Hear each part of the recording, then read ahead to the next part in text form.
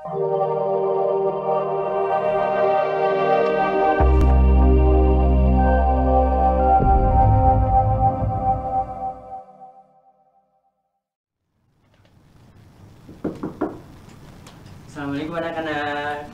Waalaikumsalam warahmatullahi wabarakatuh. Baik, bismillahirrahmanirrahim.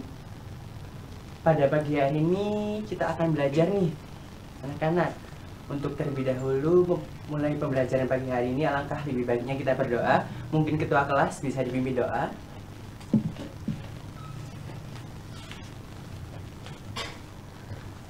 Baiklah, sebelum memulai pembelajaran, alangkah baiknya kita berdoa terlebih dahulu. Berdoa dimulai. Berdoa selesai. Baik, terima kasih untuk ketua kelas. Sebelum mulai pembelajaran hari ini, kita ada sedikit games nih buat anak-anak. Yang dimana jika Bapak menyebutkan kata panjang, kita akan memberikan reaksi yang terbalik, yaitu pendek. Jika Bapak menyebutkan kata pendek, kalian bereaksi panjang seperti ini ya. Game. Apakah sudah dimengerti anak-anak? Sudah. Berdiri, Pak. Mohon berdiri terlebih dahulu ya anak-anak. Baik, Bapak mulai ya. Ya. Panjang. Pendek. Pendek. Panjang. Panjang. Pendek. Panjang. Kurang fokus ya. Lebih fokus terlebih dahulu ya. Ya, ya. Kita mengasah terlebih dahulu Lagi. siap mulai Oke, pembelajaran Pak. pagi hari ini. Lagi. Pendek. Panjang. Panjang. Panjang. Pendek. Panjang. Pendek. Pendek. Panjang. Pendek. Panjang. Kurang fokus ya Mas. Belum ada, Pak. Baik, terima kasih. Dimohon duduk kembali. Tepuk tangan untuk kita semuanya. Nah, Bapak lihat anak-anak belum semangat nih, mungkin duduknya lebih dienakan lagi, lebih tegap lagi, boleh relaksasi dulu. Bajunya, seragamnya boleh dirapikan terlebih dahulu ya anak-anak, untuk lebih siap dan firm untuk mengikuti pembelajaran pagi hari ini nih. Yang dimana kita belajar tentang tema 4 nih, tentang pembangunan perekonomian Indonesia. Baik, selanjutnya boleh dilanjutkan oleh Miss Vivi. Baik, di sini kita akan belajar.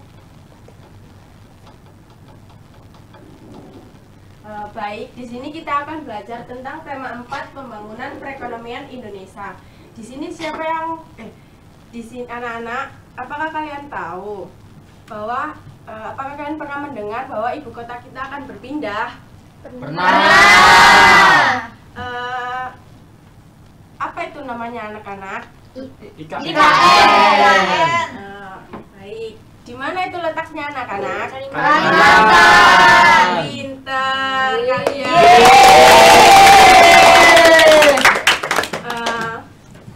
Baik. Di sini Ibu akan menunjukkan tujuan pembelajaran kita pada pagi hari ini. Siapa yang mau membantu membacakan anak-anak? Saya. Oke, Mbak Ila dulu. Ya. 1. Siswa dapat menjelaskan era pembangunan pada masa awal kemerdekaan, Orde Baru, dan Reformasi. Untuk Mas Rifki, Ya, siswa dapat membandingkan perekonomian masyarakat pada awal kemerdekaan, Orde Baru, dan Reformasi. baik. Terima kasih untuk Mbak Ila dan Mas Rifki. Bukan saya. Untuk lebih lanjut, apakah kalian sudah siap anak-anak? Siap. Baik.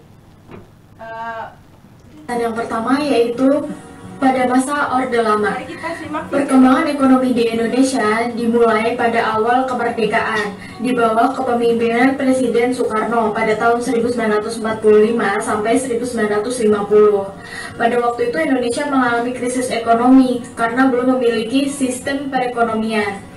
Dan waktu itu terdapat tiga masa. Yang pertama yaitu masa pasca kemerdekaan tahun 1945 sampai 1950. Yang kedua masa demokrasi liberal tahun 1950 sampai 1957. Yang ketiga masa demokrasi terpimpin pada tahun 1959 sampai 1967. Indonesia kemudian memasuki memasuki masa Orde Baru, berbagai upaya dilakukan untuk menata stabilitas politik Indonesia. Di antaranya pemulihan politik luar negeri Indonesia yang bebas aktif, pemulihan hubungan dengan Malaysia, kembali menjadi anggota PBB, ikut memprakarsai pembentukan ASEAN, penyederhanaan partai politik, pelaksanaan pedoman penghayatan dan pengamalan Pancasila atau P4, dan dui fungsi ABRI.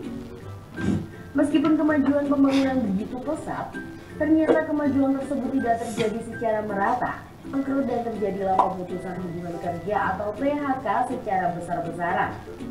Harga barang kebutuhan pokok juga ikut naik dan diperparah dengan terkuaknya praktik korupsi di kalangan pemerintah. Akhirnya terjadi demonstrasi besar-besaran dari kalangan mahasiswa dan masyarakat untuk menuntut reformasi. Pada tanggal 21 Mei 1998, Presiden Soeharto mengundurkan diri dan digantikan oleh wakilnya, B.J. Habibie.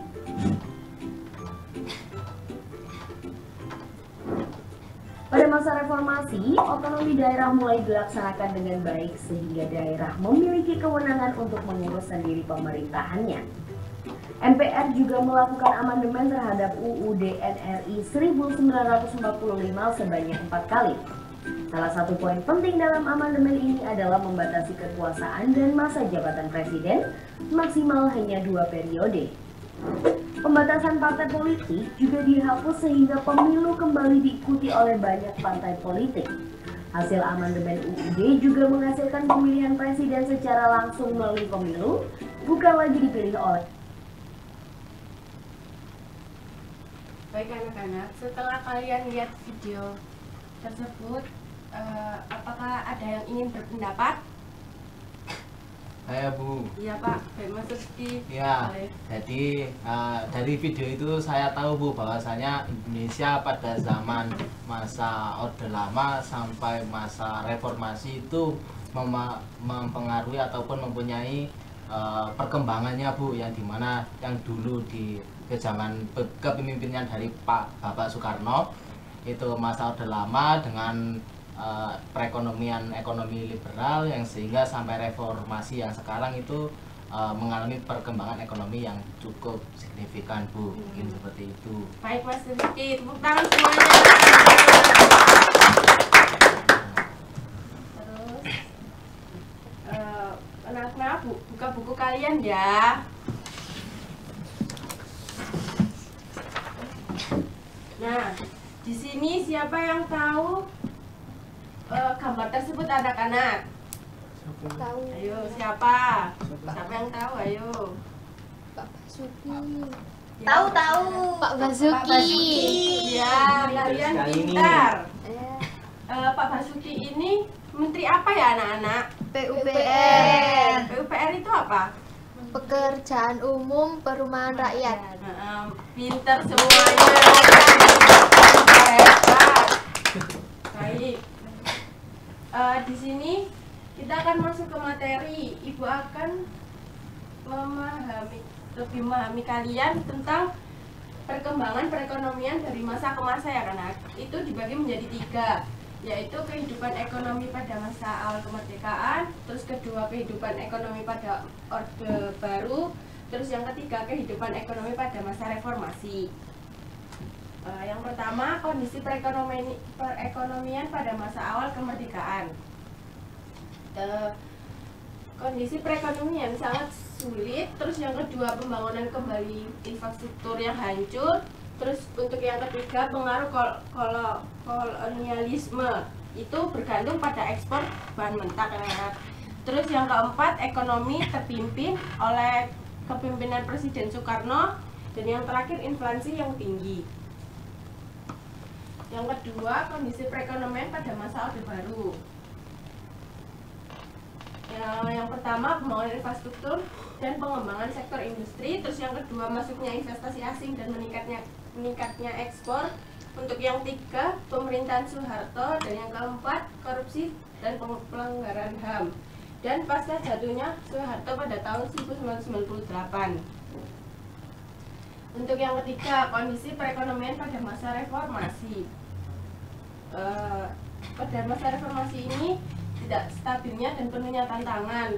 Terus krisis finansial Asia pada tahun 1997, liberasi pasar pemerintah terus pada tahun 2000-an dan ketimpangan ekonomi. Baik, untuk yang perdagangan internasional ini akan dijelaskan oleh Bapak Rehan. Baik, terima kasih Ibu Vivi. Anak-anak, apakah masih semangat semuanya? Semangat. Baik, pada poin B kita akan masuk ke perdagangan internasional. Sebelum kita lebih lanjut nih, ada yang tahu nggak sih perdagangan itu apa? Atau perdagangan internasional itu apa? Ada yang bisa menyebutkan? Baik, Mas Rifki mungkin? Ya, perdagangan internasional itu adalah suatu kegiatan ekonomi ataupun kegiatan ekspor mengimpor barang antar kedua negara, Bapak. Baik, terima kasih atas jawabannya. Boleh aplaus terlebih dahulu. Permisi, ya, baik, makasih, terima Pak. kasih. Mungkin dari perdagangan internasional adalah terjadinya pertukaran antar barang antara satu negara satu dengan yang lain. Apakah ada yang tahu faktor pendorong perdagangan internasional nih? Ada yang bisa menyebutkan? Saya Pak, Baik, Mas perbedaan sumber daya alam Pak. Baik, benar sekali. Terlebih dahulu, anak-anak. Benar sekali nih. Perbedaan sumber daya alam yang berbeda antara negara satu dan negara yang lain ya. Untuk materi B ini kita akan membahas yang pertama adalah proses kegiatan ekspor dan impor. Yang kedua itu kerjasama ekonomi antar negara.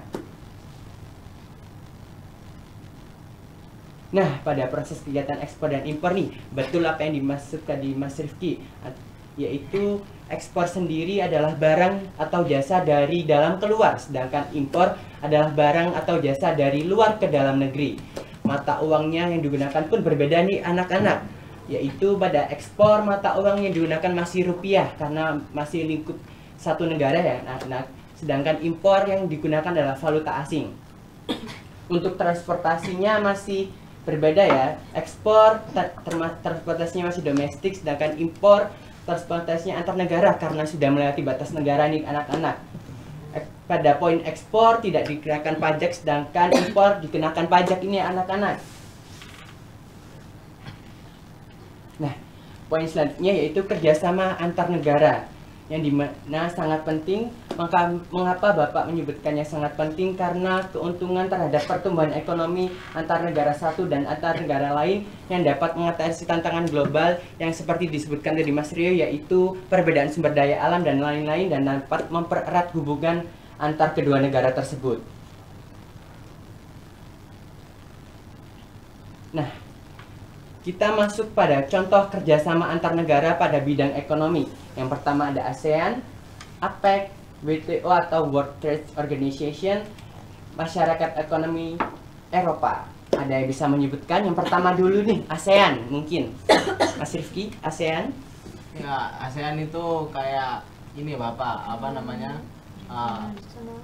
Ya, salah satu organisasi yang dimana itu menghimpun salah satu negara di Asia Tenggara. Baik, terus terlebih dahulu anak-anak, yaitu antara negara Asia. Terima kasih. Untuk APEC ada yang bisa menjelaskan apa itu APEC? Ya, saya lagi Bapak. Baik, Mas APEC itu adalah Asia Pacific Economic Corporation, yang dimana itu adalah suatu perekonomian yang berada di dalam Asia Pasifik yang betul dimana sekali. oleh korporasi. Baik, terima kasih jawabannya. Terima kasih sekali ya Bapak. Ini dilihat nih. Untuk Pintar sekali. World Trade Organization WTO mungkin Zena. Zena. Satu-satunya organisasi yang mengatur perdagangan internasional. Satu-satunya. Terima sekali jawabannya Mbak Zana. Terima kasih. Mungkin masyarakat ekonomi Eropa ada yang bisa mau menjelaskan? Organisasi kawasan yang bertujuan untuk menyatukan ekonomi negara anggotanya. Baik, terima kasih. Untuk Mbak Sevira nih, permisi. Terima kasih, Pak. Kembali kasih untuk slide selanjutnya yaitu ya, sayang sekali anak-anak kita sudah berada di penghujung materi pembelajaran pagi hari ini. Terima kasih anak-anak sudah mendengarkan dan fokus dalam pembelajaran pagi hari ini. Selanjutnya kita ada sedikit lembar kerja. Mungkin kalian bisa mengerjakannya waktu hari ini juga ya. Karena Soalnya cuma ada 5. Sulit nggak, Pak? PR, Pak. Nggak terlalu sulit. Ulang aja, Pak. Karena tadi Bapak sekiranya kalian sudah memahami semuanya dan interaktif, boleh menjawab pertanyaan-pertanyaan tersebut, mungkin kalian akan memahami dan gampang dan dalam pengerjaannya ya, anak-anak. Kelompok atau individu, Pak? Ini individu. Boleh open Open book, Pak. Boleh open book. open Permisi ya. Open HP nggak apa-apa, Pak? Nggak boleh ya, Pak? Makasih, Bu. Makasih. Terima kasih. Boleh dibaca-baca dulu, dipahami dulu ya anak-anak. Ya, ini nanti dipresentasikan, kan, Pak? Iya, nanti dipresentasikan, ada yang membacakan poin pertama nih. Siapa yang mau membacakan yang poin pertama, membacakan kedua, dapat ketiga jajan sampai ya, Pak? kelima ya, Pak? Nanti yang dapat jajan lagi, Pak. Iya. Bisa ya, Pak? Mungkin Dikerjakan dulu. Iya, kerjakan sekarang. mungkin gini, yang angkat tangan terlebih dahulu paling cepat bisa maju ke depan belum. untuk kita jawab pertanyaan poin ke satu terlebih dahulu ya anak-anak. Bapak mulai ya. 3, 2, 1. Nah, Mbak Zayana maju ke depan. Saya nomor 2 ya, Pak. Boleh maju Saya ke depan ya 3. untuk Pakai soalnya kah, Bapak? iya soal sekalian apa yang tadi sudah dikerjakan ya. Ya. Jadi soalnya kegiatan apakah yang dilakukan pada gambar di atas? Jawaban saya, kegiatan yang dilakukan adalah kegiatan impor, bongkar, muat dari luar negeri di pelabuhan. Baik, plus terlebih dahulu anak-anak. Jawabannya. Terima kasih. Terima kasih. Mungkin yang belum berkesempatan untuk maju boleh Ya, saya, memberanikan diri untuk maju ya. Untuk nomor 2 nih siapa yang mau menjawab? saya. Baik, Mbak Ila, silakan maju ke depan. 2. Jelaskan jenis-jenis aktivitas perdagangan antar negara. Yang pertama, ekspor. Ekspor adalah aktivitas menjual barang atau jasa ke luar negeri. Yang kedua, impor. Impor adalah aktivitas membeli barang atau jasa dari luar negeri. Baik, tepuk tangan terlebih dahulu. Terima kasih Mbak Ila sudah memberikan diri untuk mengapresiasi pada pagi hari ini. Untuk nomor 3 nih siapa yang menjawab? Saya Devira. Iya, itu Mbak Sevira. Kamu nggak? Dan di mana soalnya tadi sudah dibacakan ya, sebutkan barang apa saja yang bisa diimpor di negara Indonesia. Oke, baik. Boleh jawabannya dari Mbak Sevira ini apa nih? Jawabannya? Iya, Mas. Minyak mentah, bahan Baik. baku industri, Bagus sekali. produk pangan dan minuman, Oke. produk kimia, dan bahan bakar. Baik, applause terlebih dahulu. Benar sekali jawabannya. Permisi, Makasih, Pak. kembali kasih untuk nomor 4 siapa nih? Mas Indra. Cepet-cepetan ya. 3, 2, 1. Nah, Mas Indra. Maju, Pak. Iya, silakan. Nomor 4. Mengapa suatu negara harus melakukan kegiatan impor? Jawabannya untuk memenuhi kebutuhan konsumsi. Terus apa lagi ya? Untuk memenuhi kebutuhan produk tertentu yang belum dimiliki. Apa itu contohnya? Terus memperkuat neraca dan mengurangi potensi keluarnya devisa ke luar negeri. Baik, applause terlebih dahulu. Silakan jawabannya. Ya, permisi. 1. Iya, 1. Kalau jawab 2 dan tidak ada 2 jawab lagi. 2. Oh, baik. Kasih kesempatan yang lain. Nomor Pak. 5. Mungkin kesempatan yang lain yang belum Bisa yang lain. menjawab. Nomor 5 nih siapa yang menjawab? Boleh, Mbak Mbak Nia, Nia. silakan maju ke depan.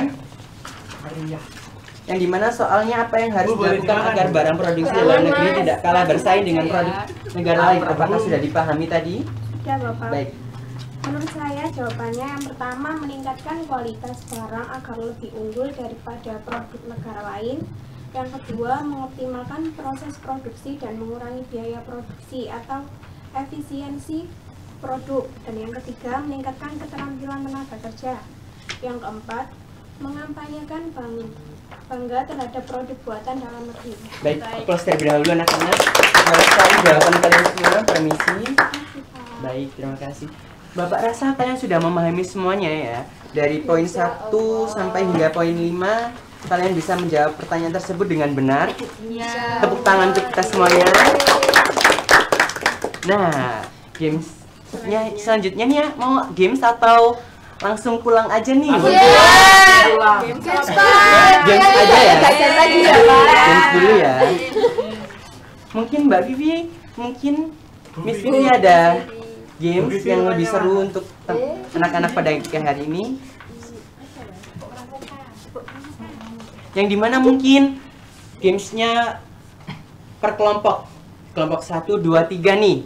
Yang dimana kelompok 1 terlebih dahulu perwakilannya. Mungkin siapa? Ya, saya. Baik, boleh maju ke depan. Nanti yang kelompoknya benar terlebih dahulu Indra akan pulang terlebih dahulu ya mungkin ya. Indra pulang dulu. Oh, ini nggak mau Nanti pulang, Pak. memeragakan. Bukan. Ini nanti memeragakan hewan untuk kelompoknya bisa fokus ya. Hewan apa tersebut dan langsung angkat tangan. Paling cepat angkat tangan, paling cepat pulangnya. Fokus terlebih dahulu ya anak-anak. Mungkin perwakilan kelompok bisa meragakan dan angan-angan apa hewan yang ingin mungkin cepat diketahui oleh anggota kelompoknya nih. Oke ya. pakai suara Mbak Guru. Angkat tangan terlebih dahulu nih karena Saya. anggota kelompoknya ya. 3, 2, 1. Nah, mungkin Mbak dulu Pak.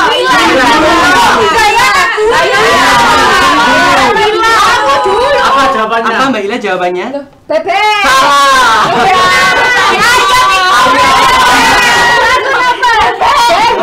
Baik, Curang.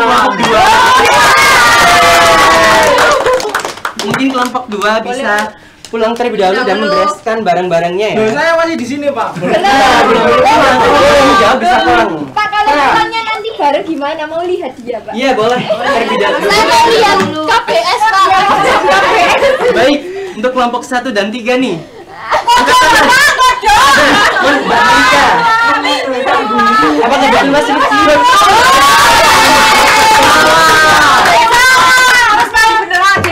Nah, yang nggak bisa menjawab enaknya dihukum. Tari ular, Bapak. Dia itu Semua. Apa nih? Semua. Bapak Dia bisa tepuk horek, Pak. dia juga bisa gameplay. Apa sial-sial. Mungkin kelompok 3 boleh maju semuanya. Tepuk horeknya gimana, Mas? Kamu dihukum loh. Ini bisa tepuk horek, Bapak. Sopan tadi. Nggak sopan Pak. Bapak tak pulang. Mungkin bisa. Tepuk horek, Bapak. Mulutnya mikir. Tapi harus dijaga ya anak. Tepuk horek, Bapak. Mungkin bisa nyanyi Apa ini? balonku ada 5 ya. Diganti U, Diganti U tapi ya.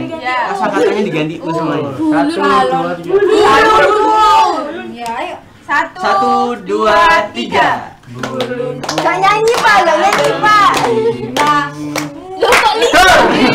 Mungkin boleh diulang lagi tadi. Gimana gak nyanyi, Bapak? Bapak kita nggak tahu lagu itu. Taunya sial, Pak. Iya. Mau sial. Lampu tutur kakao. Sial. Boleh 3, 2, 1. Bulunku dulu. Gak nyanyi, Bapak. Rupu-rupu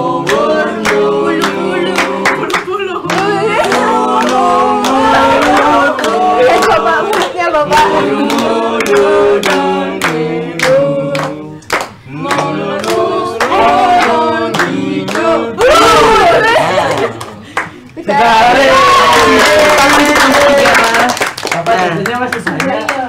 Bapak harap kalian lebih interaktif lagi dan lebih semangat lagi ya untuk pembelajaran pada pertemuan berikutnya dan minggu-minggu yang akan kita jalani bersama nih anak-anak. Baik, untuk mengakhiri pembelajaran pada pagi hari ini, mungkin ketua kelas boleh membacakan doa untuk sebagai penutup. Pulang.